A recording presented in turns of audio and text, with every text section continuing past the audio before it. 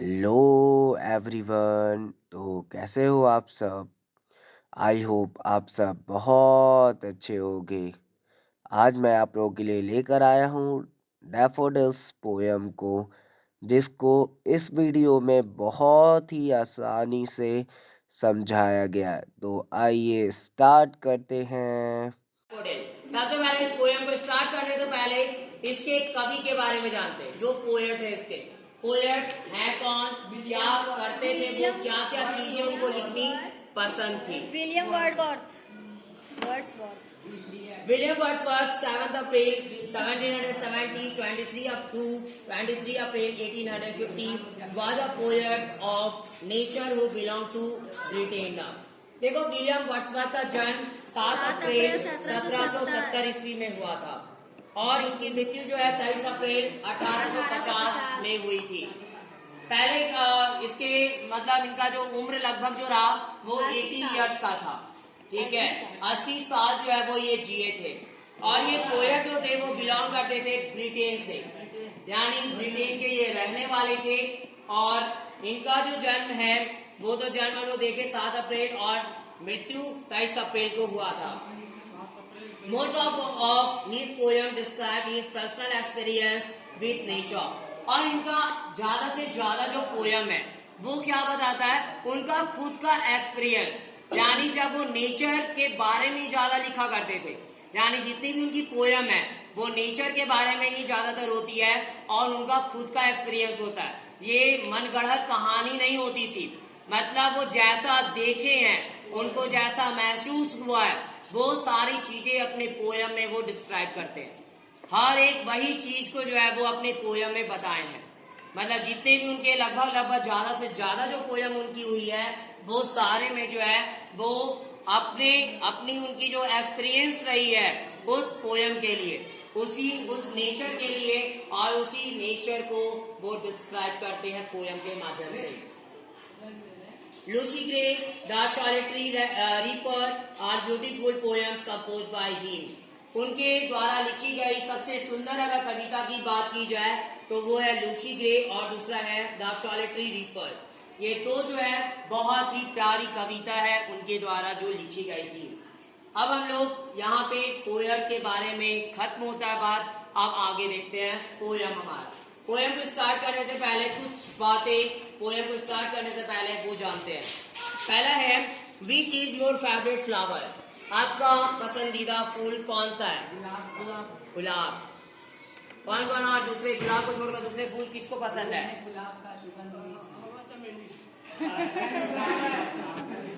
हाँ, गुलाब के अलावा कोई दूसरे कोई पसंद करते हो? रोज रोज जैस्मीन। यस सर रोज है। रोज कौन सा कलर का सबसे ज्यादा अच्छा लगता है? सर पिंक रेड के अलावा कोई नहीं? Pink yellow. यस, मेरा भी वही है। चलिए देखो, येलो रोज और ऑरेंज जो रोज होती है वो मतलब एक यूनिक ही होता है वो देखने में। ठीक है,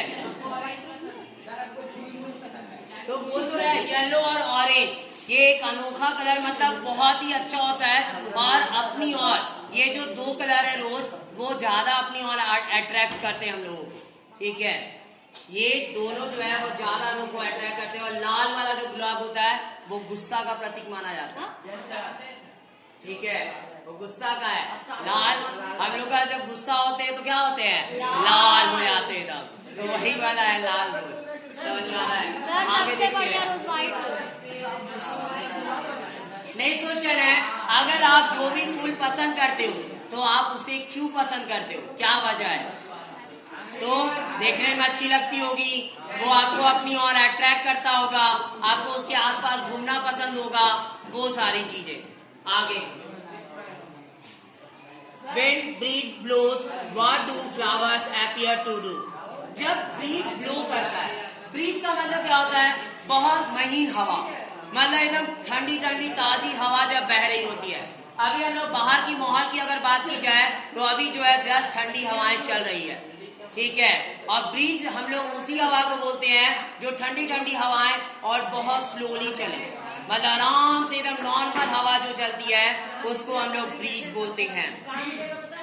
तो ब्रीज, BREEZE, ब्रीज।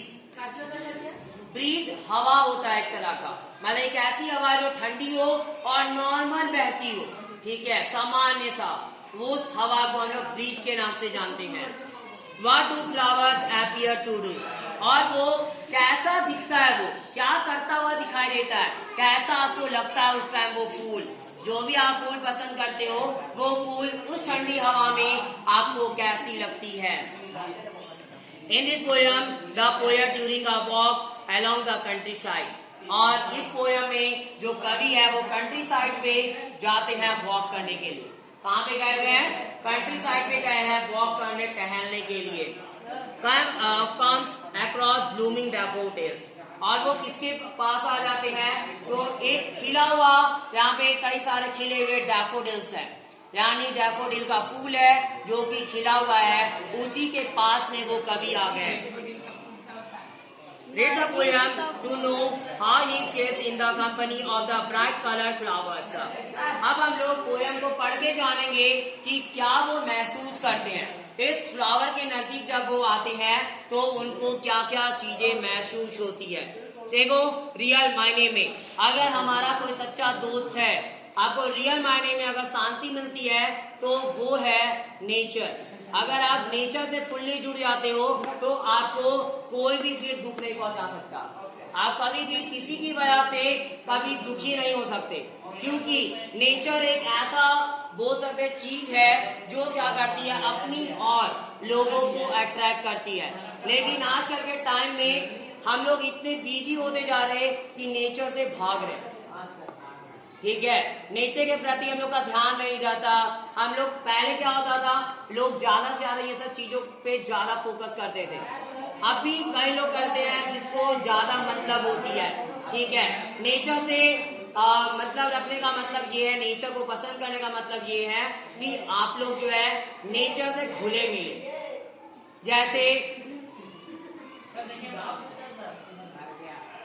जैसे जो है नेचर में अगर घुलने मिलने का मतलब ये है, जैसे बारिश के मौसम हो, बारिश की मौसम हो तो उस टाइम खुली ठंडी ठंडी हवाओं में टहलना, उस बादल को देखना, ठीक है, जो बादल आसमान में छाई हुई होती है, पेड़ जो है हवा से लहरा रहे होते हैं, वो सारी चीजें, और फिर फूल जो खिली हुई होती है, वो सारी चीजें एक अलग ही अंदाज होता है, ठीक है। उसमें एक बहुत ही सुकून मिल रहा होता है हम लोगों को। और अगर इस हवा का हम लोग अगर इस चीज का अगर हम लोग एंजॉय लेते हैं तो हम लोग टेंशन में भी कितना बड़ा भी प्रॉब्लम हमारे पास क्यों ना हो, वो चुटकियों में गुल हो जाती है। आप अगर लेते होंगे इसका एंजॉय तो आपको पता होगा आप पहले बहुत प्रॉब्लम में थे, ठीक है, आपको बहुत उदास लग रहा था, आपको समझ ही नहीं आता करना क्या चाहिए, और जस्ट आप फूलों की तरफ चले गए, पेड़ पौधे जहाँ वहां चले गए। अगर बारिश का मौसम नहीं बना हुआ है, जब बारिश का मौसम बना हुआ है तो उस टाइम वहां पे खुली हवा में चले गए, तो आप देखोगे कि आप उसमें इतने खो जाते हो कि आपका जो पुराना जो प्रॉब्लम था, जिसके लिए आप टेंशन में थे, वो चीजें ऐसे गुल हो जाती है, ठीक है, वो छू हो जाती है। तो ये मैजिक होता है नेचर में, और ये नेचर में खास करके ये मैजिक देखने को मिलती है, और नेचर से जुड़ी हुई हर एक चीज में ये जादू देखने को मिलता है। चाहे आप नेचर से जुड़ा हुआ में बात कर लो, मंदिर की यानी गॉड से रिलेटेड कोई भी चीज हो, तो वो सारी चीजें, ठीक है, तो जो भी चीजें भगवान से जुड़ी है, जो नेचर से जुड़ी हुई है, वो हर एक चीजें हम लोगों को जो है खुशी देती है। ये इंसान खुशी नहीं देते। आपको एक रियल बात बताते हैं, जब आप तैयार होते होंगे, ठीक है, ये रियल फैक्ट है, चाहे बॉयज हो या गर्ल्स हो, जब आप तैयार होते हो तो 50 बार अपने फोटो को शीशे में देखते हो, ठीक है, सुन लो पहले रियल बात क्या बता रहे हैं हम। 50 बार आप लोग फोटो शीशे में देखते हो अपनी, कि हम सही से तैयार हुए कि नहीं, समझ में आ रहा है, क्रीम व्रीम अच्छा से लगा हुआ है कि कहीं से निकल तो नहीं गया, कहीं ज्यादा तो नहीं लग गया। उसके बाद लड़की नहीं लड़के भी होते हैं, बाल ठीक कर रहे होते हैं, ठीक है, बाल कहीं इधर ना आ जाए, बाल ऊपर होना चाहिए। उसके बाद शीशा जैसे हटा के सामने से आप बाहर निकले कि अब चलो जहां पे भी जाना, पार्टी या कुछ भी अटेंड करने, वहां निकलोगे, जैसे अब जो जो मिलेगा आपको उससे उससे पूछते चलो, ठीक है। आदत होती है हमारी, हम लोग पूछते हैं हम कैसे लग रहे हैं आज, पूछते हैं ना। आप नहीं पूछते होगे, लगभग 100% में 90% लोग पूछते हैं, ठीक है। और ये चीजें जब हम लोग पूछ रहे होते आपको पता होगा, आप क्या करते हो, आपको क्या होगा, कुछ लोग ऐसे मिल जाएंगे और ऐसा होता भी है। कुछ लोग आपको ऐसे मिल जाएंगे जो डायरेक्ट बोलेंगे आप अच्छा नहीं लग रहे हो आज, आप अच्छे नहीं लग रहे। अब आपके मन में क्या ख्याल आया तुरंत, अरे हम तो इतना अच्छा तैयार हुए थे, ये क्रीम भी अच्छे से लगा है, पाउडर अच्छे से लगा है, तो भी क्यों अच्छे नहीं लग रहे, क्यों ये बोल दिया अच्छा नहीं लग रहे। और उस टाइम आपका मूड ऑफ, उस टाइम से क्या हुआ, आपका मूड ऑफ हो गया। आप तो पहले हैप्पी मूड में निकले हुए थे घर से अपने, लेकिन जैसे कुछ बंदे ऐसे मिले, ऐसे आपको कुछ बंदे मिले जो आपको क्या किए, आपके बारे में गलत बोल दिए। समझ में आ रहा है? इस चीज को ध्यान से सुनना, ये मतलब क्या है। अब आपके बारे में वो क्या किए, गलत बोल दिए। और गलत क्या बोले, बस इतना ही बोले कि आप आज अच्छे नहीं लग रहे हो। अब उसी टाइम से हमारा जो मूड होता है वो डाउन हो जाता है। हम तो थे हैप्पी लेकिन हो गया सैड। तो ये चीजें होती है, तो इसलिए इंसान पे ज्यादा ध्यान नहीं देना चाहिए, क्योंकि इंसान, हर एक इंसान का अपना अलग अलग नजरिया है। आपको कुछ लोग अच्छे बोलने वाले मिल जाएंगे, कुछ लोग गलत बोलने वाले मिल जाएंगे। कुछ लोग बोलेंगे तुम बहुत आज स्मार्ट लग रहा है, कुछ लोग बोलेंगे कि आज आप स्मार्ट नहीं हो, ठीक है। तो उस टाइम आप लोग का मूड ऑफ हो जाता है। और मूड ऑफ इसलिए होता है क्योंकि आपका पूरा ध्यान उस बंदे पे रहता है और आप वही उम्मीद लगाए बैठे हुए होते हो उस बंदे से कि वो आज हमको अच्छा बोलेगा। यही उम्मीद होती है ना। हम लोग तो हमारे मन में यही सोच रहे होते हैं कि आज वो जो है हमको अच्छा बोल देगा, तो अगर वो अच्छा बोल दिया तो हम और खुश हो जाएंगे। हमारा कंट्रोल हम पे नहीं है, हमारा कंट्रोल किस पे है, किसी दूसरे पे। अगर वो अच्छा बोल देगा तो हंस लेंगे, अगर वो बुरा बोल देगा तो रो लेंगे या दुखी होके साइड हो जाएंगे, उसके बाद मूड खराब। समझ में आ रहा है? तो हम लोगों को कैसा इंसान बनना है, दूसरे को अपना हंसी और क्या बोलते हैं हैप्पीनेस और सैडनेस वो दूसरों पे नहीं छोड़ना, हमको अपने कंट्रोल में रखना है इसे।